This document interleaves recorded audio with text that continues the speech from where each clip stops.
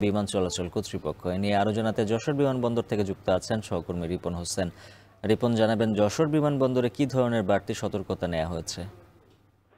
আমরা সকাল থেকে এই বিমানবন্দরে অবস্থান করছি। আমরা দেখেছি যে আনসার সদস্যরা তাদের দায়িত্ব পালন করছে। পাশাপাশি এখানে যে সিসিটিভি ক্যামেরা রয়েছে সেই ক্যামেরা থেকে নিয়ন্ত্রণ করা হচ্ছে এবং পুলিশ রয়েছে এবং যে আ বিমান বাহিনীর যে স্পেশাল টিম রয়েছে তাদের যে নিরাপত্তা রয়েছে সেই টিম কিন্তু কাজ করছে। অর্থাৎ এবং এছাড়া গোয়েন্দা সংস্থার যে কর্মকর্তারা রয়েছেন তারা কিন্তু এখানে মাঠে রয়েছেন।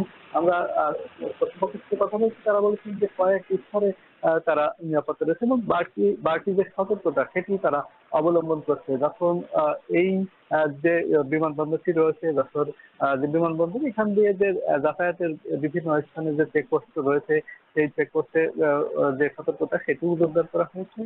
সব মিলে আসলে বিমানবন্দরের যে বাড়তি নিরাপত্তা সেটি কিন্তু রয়েছে, আমরা এমনটি দেখছি। তবে যারা কর্তৃপক্ষ রয়েছেন তারা বলছেন যে সবসময় বাড়তি তারা সতর্ক থাকেন, তবে এই সময়টায় এসে কিন্তু তারা আরো বাড়তি বেশি সচেতন রয়েছে।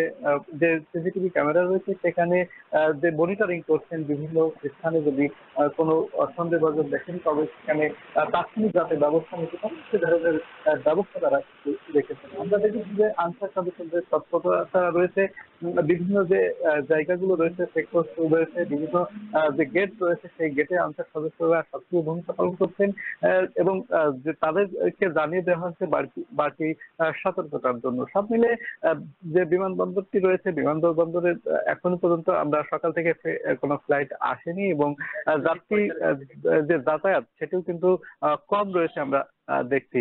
তো সব মিলে সাধারণ মানুষ এখানে এখনো পর্যন্ত আসেনি এবং বিমানে যে যাতায়াত সেটিও হচ্ছে না। আর সামনে আর কিছুক্ষণ পরে হয়তো ফ্লাইট আসছে, তখন আরো বিস্তারিত জানাতে পারবো। তো এই ছিল এখান থেকে আমার কাছে সর্বশেষ। উজ্জ্বল হাফিজ।